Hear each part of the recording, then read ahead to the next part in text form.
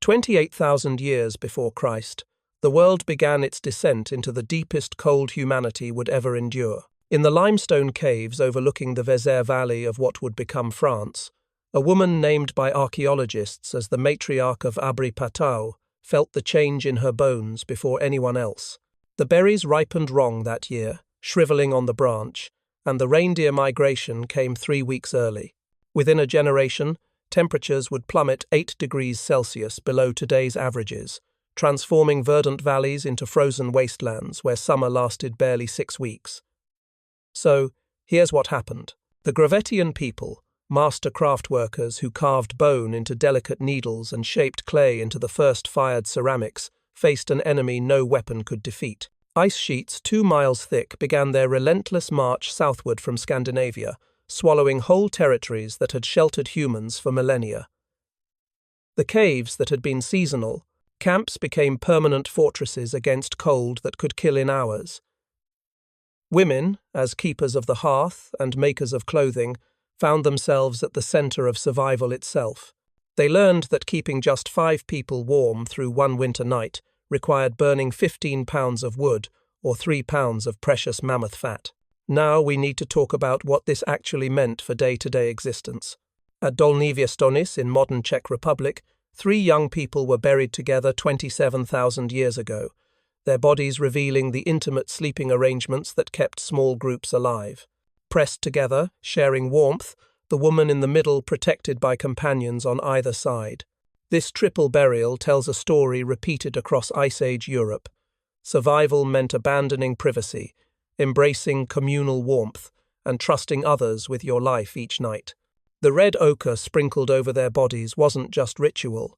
Mixed with animal fat, it created an parto, insulating paste that added precious degrees of warmth. These first pioneers of the Great Cold developed a sophisticated understanding that warmth was not just physical but psychological. The cave paintings at Lascaux and Chauvet, created during the coldest periods, surrounded sleepers with images of warm-weather animals, creating what modern psychologists recognize as therapeutic visualization. Think about that for a moment. 25,000 years before anyone had words like mental health or coping mechanisms.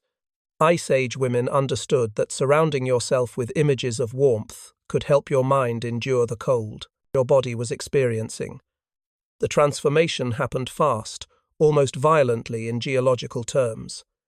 Within just 3 generations, landscapes that had supported diverse plant life became barren tundra. Animals that couldn't adapt died out or migrated south, taking their warmth and protein with them. The humans who remained had to become masters of a new reality where everything, absolutely everything, centered on one question: how do we stay warm enough to survive the night? The archaeological evidence shows us something remarkable about human adaptability. At sites across Europe, we see sudden innovations appearing almost simultaneously. New types of bone needles, finer and more precise than anything made before. Evidence of layered clothing. Improvements in fire management technology. What we're witnessing is humanity's first great arms race, not against other humans, but against nature itself. And the generals in this war, the strategists who kept their people alive, were overwhelmingly women. Here's why that matters. In Ice Age society, men typically hunted, ranging far from camp for days at a time. Women remained at the caves and dwelling sites, managing the home fires, processing hides into clothing, preparing food, and most crucially, maintaining the warmth systems that kept everyone alive through the night. This wasn't about gender roles as we think of them today.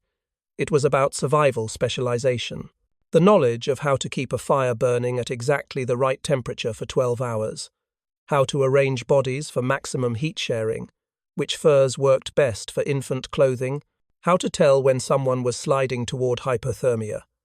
This knowledge lived in the minds and hands of women, passed from mother to daughter across hundreds of generations. The temperature drops we're talking about would be catastrophic today, even with all our technology. Imagine modern Paris with average winter temperatures of -25 degrees Celsius. Imagine summers where the high temperature barely reaches 15 degrees. No crops would grow, infrastructure would collapse.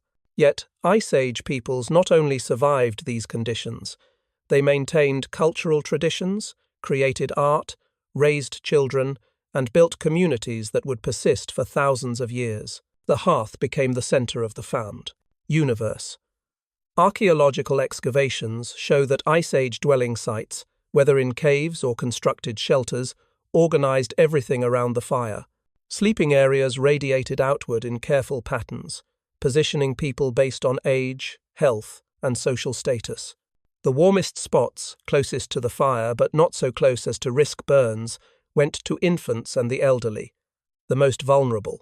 Healthy adults formed outer rings, their bodies creating additional insulation barriers. But maintaining these fires required constant vigilance and enormous resources. A single family group needed to collect and process hundreds of pounds of burnable material each week, wood, where it could be found. Dried dung from mammoth and other large herbivores, animal fats that could be burned in stone lamps, bones, which burned long and hot when properly dried. The logistics of fuel management alone would have consumed huge amounts of time and energy. And then there were the truly brutal nights, when temperatures plunged to levels that tested every survival strategy. Nights when the wind screamed through cave entrances despite hide coverings and stone barriers. Nights when breath froze on beards and eyelashes. Nights when, even huddled together under layers of fur, people shivered uncontrollably, burning precious calories just to maintain core temperature. Those were the nights that taught the deepest lessons, the nights that separated groups who would see spring from those who wouldn't. The women of Abri Pataud, of Dolny Viestonice, of 100 other sites scattered across Ice Age Europe, developed expertise that would take modern cold-weather specialists years of training to match. They could read smoke to predict weather changes. They knew which types of stone held heat longest when warmed by fire.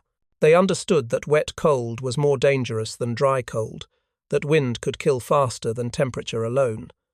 They knew their children's bodies so well they could detect the earliest signs of frostbite or hypothermia by touch in complete darkness. This was the world when eternal winter swallowed the land, a world where warmth became more precious than gold, where the knowledge of how to maintain it meant the difference between a surviving tribe and bones scattered across frozen ground. The women who mastered this knowledge were about to revolutionize human survival in ways that would echo through all of human history. By 20,000 years before Christ, Ice Age women had transformed from cold's victims to its masters. At the Grotte du Renne in France, archaeologists discovered evidence of the world's first true heating systems. Not just simple fires, but sophisticated arrangements of multiple hearths that created convection currents, pulling cold air out while circulating warm air through sleeping areas. The woman who designed this system understood thermodynamics 300 centuries before the word existed.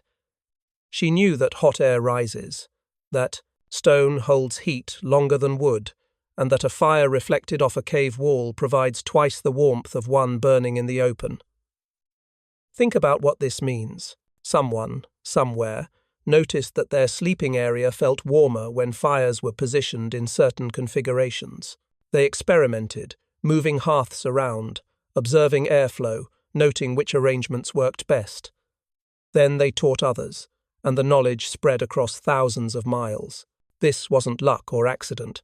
This was science, conducted without laboratories or thermometers, but science nonetheless. The invention of the fat lamp revolutionized Ice Age nights. A hollow stone filled with rendered mammoth blubber, fitted with a wick of twisted moss, could burn for 12 hours on just 4 ounces of fat. These lamps, found from France to Siberia, provided not just light but crucial warmth for extremities. Women learned to position these lamps strategically, near the head to prevent deadly heat loss from the skull, at the feet where circulation was poorest. The archaeological record shows worn grooves in cave floors where generations of women walked the same paths each night, checking their lamps, maintaining the perfect temperature for sleeping children. Here's something that really drives home the sophistication we're talking about. Modern experiments with replica Ice Age lamps show they're remarkably efficient, converting fat to heat and light with minimal waste. The wick placement, the fuel choice, even the shape of the stone vessels, all of it optimized through trial and error over centuries. A poorly designed lamp would smoke, wasting fuel and fouling the air in enclosed spaces. A well-designed one burned clean and steady for hours. The difference between the two could mean the difference between waking up alive or not waking up at all. But the true revolution came with tailored clothing. The woman buried at Sunghir in Russia 28,000 years ago wore garments decorated with 3,000 mammoth ivory beads, each taking an hour to make. But beneath this finery lay sophisticated engineering. Her parka used differential insulation, with thicker padding at the core and thinner, more flexible insulation at the joints. The hood, lined with Arctic fox fur that wouldn't frost from breath, could be cinched tight with sinew drawstrings. Her boots, made from reindeer leg skin with the fur turned inward, included a separate liner that could be removed and dried each night. This wasn't just clothing. It was portable shelter, weighing 30 pounds but capable of maintaining body temperature at -40 degrees Celsius. Consider the knowledge required to create such a garment. You need to understand which animal furs provide the best insulation. You need to know that Arctic fox fur, with its unique structure, doesn't accumulate ice crystals from breath the way other furs do. You need to recognize that reindeer leg skin is tougher and more water-resistant than hide from other parts of the body. You need to develop techniques for sewing that create wind-proof seams. You need to understand that removable boot liners prevent the moisture from feet from destroying insulation. The bone needles that made this clothing possible deserve special attention. At sites across Europe and Asia, we find needles so fine and precise they rival modern sewing needles. Some have eyes smaller than a millimeter in diameter. Creating these needles required selecting the right bones, usually from birds or small mammals, then carefully grinding and polishing them. A single needle might take days to make, but with these needles, women could create stitches tight enough to be windproof, fine enough to sew the delicate fox fur linings without tearing. Now we need to talk about the processing of materials, because this is where the real expertise shows. Take mammoth fur, for instance. In its raw state, it's stiff, difficult to work with, and not particularly warm. But Ice Age women developed elaborate processing techniques. First, the hide had to be scraped clean of fat and flesh, a process that could take days for a large hide. Then it had to be softened, often by chewing. And yes, we have dental evidence showing women's teeth worn down in patterns consistent with hide chewing. The hide might be treated with brain tissue, which contains natural oils that make leather supple. It might be smoked to make it water-resistant. Each step required specific knowledge, perfect timing, and enormous physical labor. The domestication of wolves into dogs around 15,000 years before Christ added living furnaces to the Ice Age bedroom. At Bonn Oberkassel in Germany, a puppy was buried with a woman and man, its teeth showing it died at just 7 months old after being nursed through illness. These first dogs weren't just companions but essential sleeping partners. Their body temperature of 102 degrees Fahrenheit, significantly warmer than humans. Children slept surrounded by dogs, creating what the Sami people of the Arctic still call a 3-dog night, temperatures so cold that 3 dogs were needed to survive. The relationship between humans and these proto-dogs went beyond simple warmth sharing. Dogs served as early warning systems for predators, helped with hunting, and likely assisted in hauling firewood and other materials back to dwelling sites. But their role as bed warmers was crucial. A child sleeping between 2 large dogs might maintain healthy body temperature in conditions that would otherwise be fatal. The dogs benefited too, receiving food, protection, and warmth from the human fires they slept beside. Archaeological evidence suggests that by 15,000 years before Christ, Ice Age peoples had refined their cold weather survival strategies to an almost unbelievable degree. At Mezhirich in Ukraine, dwelling sites constructed from mammoth bones show insulation, layers built into the walls. At Kostenki in Russia, storage pits preserved frozen meat through the winter, demonstrating understanding of permafrost as a natural refrigerator. At sites across Europe, we find caches of materials, rendered fats, dried moss for lamp wicks, processed sinew for sewing, showing sophisticated supply management. The efficiency of these systems is striking. Modern cold weather specialists, equipped with the best contemporary gear, struggle to operate comfortably in conditions that Ice Age peoples not just survived but thrived in. A team of archaeologists attempting to spend just 1 week living as Ice Age peoples found themselves constantly cold, despite having studied the techniques extensively. The physical and mental toughness required to live this way for months at a time, year after year, generation after generation, staggers the imagination. But perhaps most remarkable is how this knowledge was transmitted. Without writing, every technique had to be taught directly, practiced repeatedly, and remembered perfectly. Young girls learned by watching their mothers and grandmothers, practicing first on small projects before graduating to complex work. A mistake in sewing a critical seam, an error in lamp wick preparation, a miscalculation in fuel management. Any of these could have fatal consequences. The stakes were absolute, and so the teaching had to be absolute as well. These women, masters of fire and fur, had taken the raw materials of a frozen world and transformed them into survival. They had turned Ice Age winters from death sentences into manageable challenges. And they were about to take the next step, elevating warmth-keeping from mere survival into something approaching art and ritual. Between 18,000 and 12,000 years before Christ, staying warm became more than survival. It evolved into elaborate social and spiritual practice. The Venus figurines, those distinctive female forms with exaggerated breasts and hips, appear across Ice Age Europe precisely during the coldest periods. 29 of these figurines have been found from France to Siberia, suggesting a widespread belief system centered on feminine power over warmth and fertility.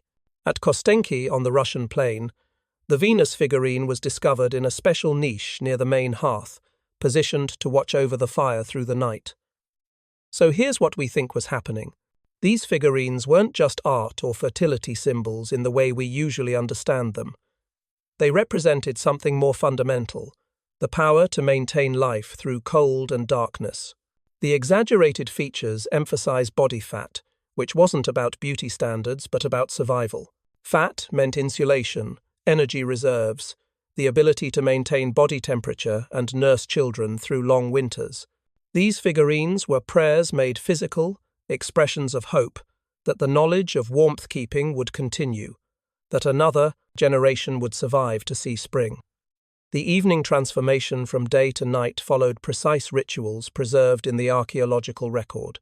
At Malta in Siberia, 24,000-year-old dwelling sites show evidence of specific preparation sequences. First, hot stones from the fire were wrapped in leather and placed in sleeping areas an hour before rest. Then, dried sage and juniper were burned, their smoke both purifying the air and creating drowsiness. Women applied mixtures of red ochre and bear fat to exposed skin, the iron oxide in the ochre improving circulation while the fat prevented heat loss. Children were rubbed with special unguents made from marmot fat, prized for its ability to penetrate deeply and warm from within. Now, we need to talk about why these rituals mattered beyond their practical effects. Human beings aren't machines. We need structure, rhythm, predictability. The nightly preparation rituals served psychological functions as crucial as their physical ones. They marked the transition from the active, dangerous day to the vulnerable, communal night. They reinforced social bonds as mothers prepared children, as partners helped each other with applications of protective fats, as elders supervised the proper arrangement of hot stones. These rituals said, "We have done this before, we will do it again. We know how to survive the night." The sleeping arrangements themselves followed strict social codes that balanced warmth with kinship rules. Post-menopausal women, no longer able to bear children but repositories of survival knowledge, occupied the warmest spots near the fire. Pregnant women slept in the middle of groups, their elevated body temperature making them valuable bed warmers while ensuring the next generation's survival. Adolescents formed outer rings, their young bodies better able to withstand temperature variations. At Mezerik in Ukraine, sleeping areas in mammoth bone houses show worn patterns indicating 5 to 7 people shared each 6-foot-wide sleeping platform, bodies arranged like spoons to maximize heat sharing while minimizing exposed surface area. Think about the intimacy this required. These weren't necessarily all family members.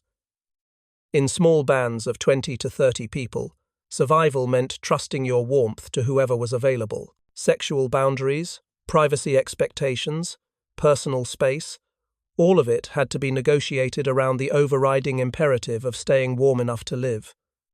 The social complexity of these arrangements is fascinating. Who slept with whom mattered enormously, but not for the reasons you might expect. A strong young hunter might be positioned on the outer ring specifically because his body could handle exposure. A child recovering from illness got the prime middle position. An elderly person with arthritis needed to be near the fire, but not so close that dry air worsened their breathing. Every night required subtle negotiations, adjustments based on who was present, who was sick, who had been out in the cold all day and needed extra warmth. Music and storytelling played crucial roles in the long Ice Age nights. Bone flutes from Hohlfels Cave in Germany, 40,000 years old, weren't just entertainment but survival tools. The rhythm of music helped firewatchers stay awake through their shifts, while communal singing before sleep raised body temperatures through physical activity and emotional bonding. Stories passed down through generations encoded vital survival information in memorable narratives. Which plants retained warmth longest when dried, how to predict blizzards from subtle changes in ice crystal formation, where to find caves with the best thermal properties. Here's something that really brings this alive. Modern studies of traditional Arctic peoples show they maintain extensive oral traditions specifically about cold weather survival. Stories about ancestors who survived particular blizzards, about mistakes that led to frostbite, about innovations in shelter building. These aren't just stories. They're survival manuals encoded in narrative form, designed to be memorable, to be passed down, to preserve knowledge that might save lives generations later. Ice Age peoples surely did the same thing. A story about the winter when the great hunter lost his fingers would contain embedded lessons about recognizing frostbite symptoms. A tale about the wise woman who saved her people from the endless storm would preserve knowledge about emergency shelter construction. The spiritual dimension of warmth-keeping deepened over millennia. At sites across Europe, we find evidence of offerings made to fires. Precious items like bone tools, carved ornaments, even food, thrown into flames. These weren't just waste or accidents. People were giving back to the fire, acknowledging its power, perhaps hoping to ensure its continued blessing. In a very real sense, fire had become the first deity, the source of life more dependable than any distant sun during those long winter months.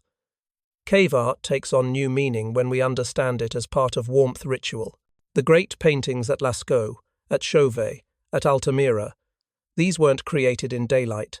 Artists worked by fat lamp, spending hours in deep caves creating images of animals, of hunting scenes, of mysterious symbols we still don't fully understand. But imagine sleeping in a chamber where lamplight flickered across paintings of horses and bison and deer. Imagine children being taught that the animals drawn on the walls were promises, that spring would come, that warmth would return. The art became therapy, visualization, prayer, and teaching tool all at once. The rituals surrounding menstruation deserve mention because they reveal sophisticated understanding of body temperature regulation. Menstruating women, whose body temperature fluctuates during their cycle, were often given special sleeping arrangements. Not isolation, as some have suggested, but prime positions where temperature could be carefully managed. Red ochre used peaks in areas associated with women's spaces, suggesting both ritual significance and practical application. The iron oxide in ochre does improve circulation, which matters enormously when your hormones are already affecting your body temperature regulation. By 10,000 years before Christ, these rituals had become so ingrained, so elaborate, so essential to identity that they would persist long after the ice retreated. The structures of human intimacy, the rhythms of nightly preparation, the songs and stories and spiritual practices, all of it forged in ice, all of it carried forward into warmer times, all of it still echoing in human behavior today.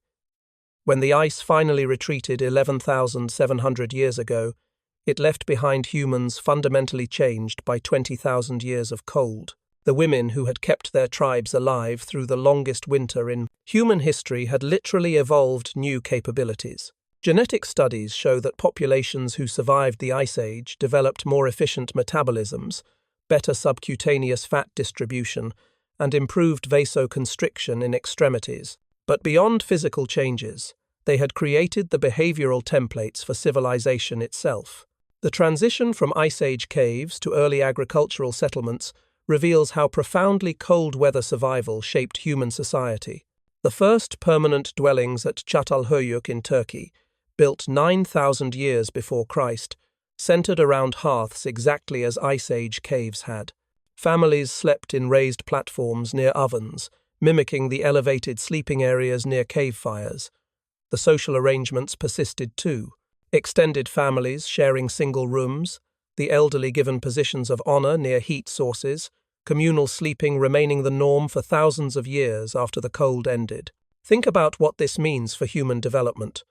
We didn't gradually figure out how to live together in settlements.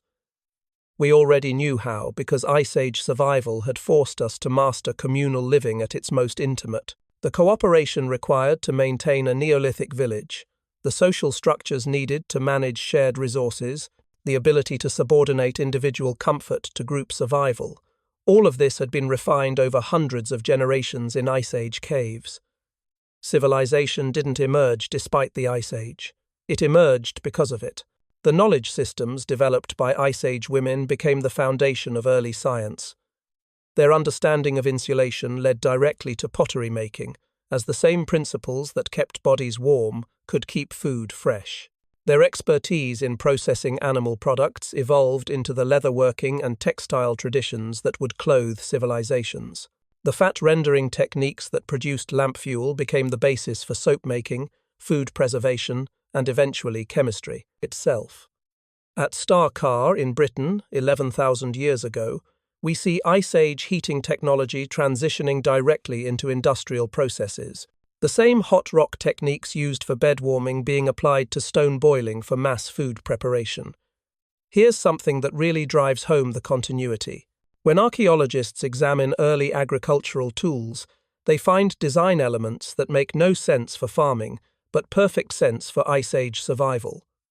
Certain types of scrapers optimized for hide processing. Storage pit designs ideal for permafrost preservation. Even early architectural features like smoke holes positioned to maximize heat retention. These aren't coincidences. They're proof that the first farmers were just a few generations removed from Ice Age survivors, still carrying forward techniques that had kept their ancestors alive. The spiritual and social frameworks persisted with remarkable fidelity. Hearth goddesses appear in virtually every early civilization: Hestia in Greece, Vesta in Rome, Brigid in Celtic tradition. These aren't independent inventions. They're echoes of those Venus figurines watching over Ice Age fires, direct descendants of beliefs formed when fire meant the difference between life and death. The sacred nature of the hearth, the special status of those who tended it, the rituals of fire lighting and fire keeping, all of it traces back to Ice Age caves where these practices were literally matters of survival. Now, we need to talk about what Ice Age survival did to human psychology, because this is where the legacy gets really interesting. Modern humans still carry the Ice Age in their bones and behavior. Our circadian rhythms remain attuned to firelight rather than electric bulbs, explaining why staring at flames remains universally calming. The cuddle hormone, oxytocin, which surges during physical contact, evolved to reward the close sleeping arrangements that meant survival. Our children still instinctively seek the comfort of sleeping with parents or siblings, a genetic memory of when solitary sleep meant death. The language we use betrays our Ice Age origins constantly. Being left out in the cold triggers primal anxiety in a way that other metaphors for exclusion don't quite match. We speak of warm welcomes and cold shoulders, of people warming up to each other or keeping others at arm's length. Warmth remains synonymous with love, safety, and home across every human culture. This isn't poetic coincidence. These associations were formed over 20,000 years when warmth literally meant love and safety, when being welcomed to the fire meant survival, when distance meant death. Consider modern sleep patterns and how they reflect Ice Age origins. We talk about getting our 8 hours as if continuous solo sleep is natural, but it's not. For most of human history, people slept communally, waking periodically to tend fires, check on children, adjust arrangements. The first sleep and second sleep pattern, documented in pre-industrial societies. Sleeping for several hours, waking for an hour or two, then sleeping again, mirrors Ice Age fire-tending schedules perfectly. Our modern insistence on uninterrupted solo sleep is the aberration, not the historical norm. The climate crisis we face today makes Ice Age knowledge surprisingly relevant. As we contemplate a warming world, we're essentially running the Ice Age in reverse. But the lessons remain applicable. Those Ice Age survivors teach us about human adaptability, about the power of accumulated knowledge, about the importance of community in facing environmental catastrophe. They show us that humans can endure and even thrive in conditions that seem impossible, but only through cooperation, innovation, and the willingness to change everything about how we live. The genetic legacy deserves final mention. When scientists map human genetic diversity, they find bottleneck events, periods when human population crashed dramatically. The Ice Age created several such bottlenecks. At some points, the entire human population may have dropped below 10,000 individuals. We all, every human alive today, descend from the small groups that survived those coldest millennia. The women who kept fires burning, who sewed the clothing that allowed survival, who passed down the knowledge that meant life. They are our direct ancestors, all of us, without exception. The Ice Age women who sang through frozen nights, who turned fur and fire into survival, who transformed caves into sanctuaries, didn't just survive the cold. They used it to forge the human capacity for cooperation, innovation, and endurance that built everything that followed. Every time you feel comfort in a hug, safety in a warm room, peace watching flames dance in a fireplace, you're experiencing emotions shaped by Ice Age survival. Every time humans face a crisis and come together to solve it, we're drawing on patterns established in those frozen caves. The longest winter humanity ever faced ended 11,700 years ago.